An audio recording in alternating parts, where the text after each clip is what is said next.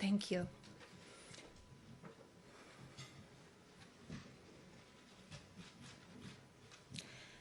Good afternoon, Excellencies, distinguished delegates, ladies and gentlemen, colleagues and friends. I would like to welcome and thank all of you for joining me here today. I'm honored to serve as First Lady of the United States, and I look forward to sharing with each of you my sincere hopes for all that we will be able to do together to promote peace, human rights, and human dignity, leaving no one behind, especially not our children. The most important and joyous role I ever had is to be a mother to my young son.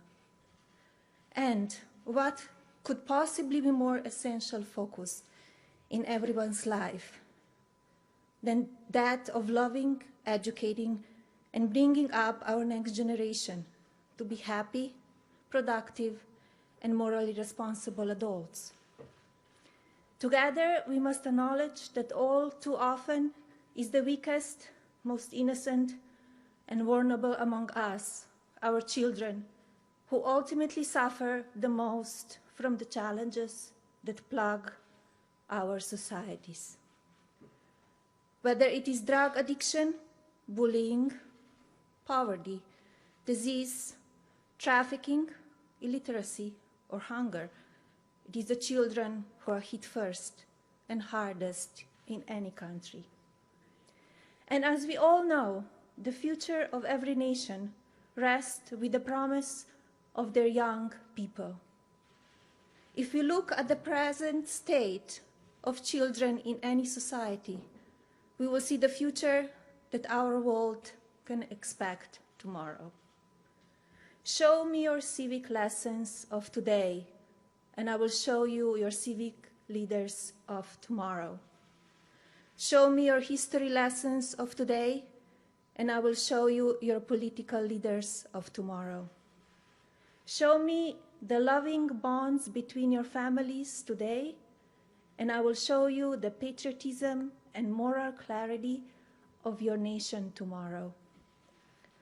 Our choices on how we raise and educate our children will in fact provide the blueprint for the next generation.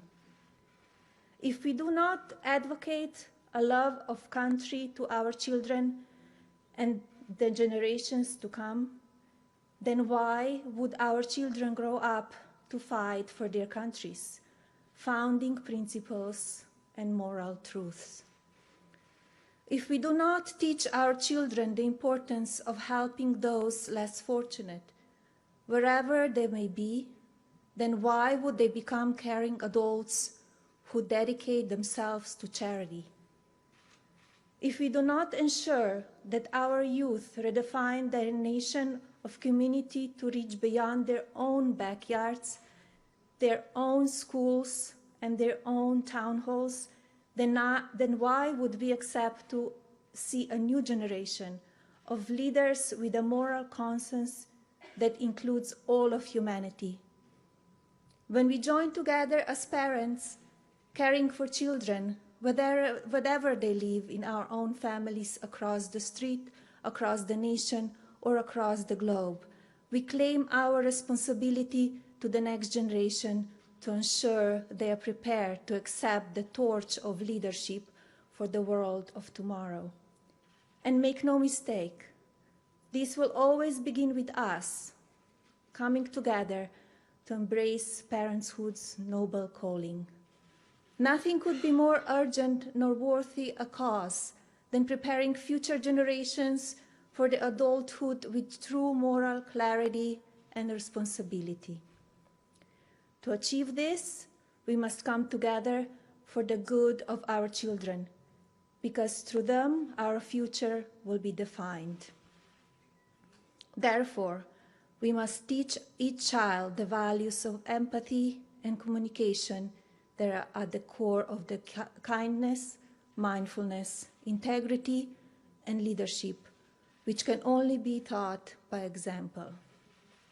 By our own example, we must teach children to be good stewards of the world they will inherit. We must remember that they are watching and listening, so we must never miss an opportunity to teach life's many ethical lessons along the way. As adults, we are not merely responsible, we are accountable. I hope you will join me in recommitting ourselves to teaching the next generation to live by and honor the golden rule, to unto others as you would have them unto you, which is my paramount in today's society, and I'm focused as First Lady.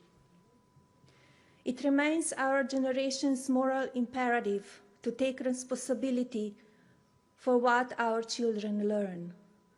We must turn our focus right now to the message and content they are exposed to on a daily basis through social media, the bullying, the experience online and in person, and the growing global epidemic of drug addiction and drug overdose. No children should ever feel hungry, stalked, frightened, terrorized, bullied, isolated, or afraid, with nowhere to turn. We need to step up, come together, and ensure that our children's future is bright. In the coming months, I hope to reach out to each one of you here today, to call upon you for your support and guidance, and look forward to joining you in collaboration to support and educate our next generation. I'm asking leaders on social media whose target market for their products and platforms is children, as well community and educational leaders, to join me in this fight for the hopes and dreams of our children. With all my heart, I want to thank you, each one of you, for being here today, and tell you how much I'm looking forward to working with you on behalf of our children. God bless our children, God bless our nations, and God bless the United States of America. Thank you.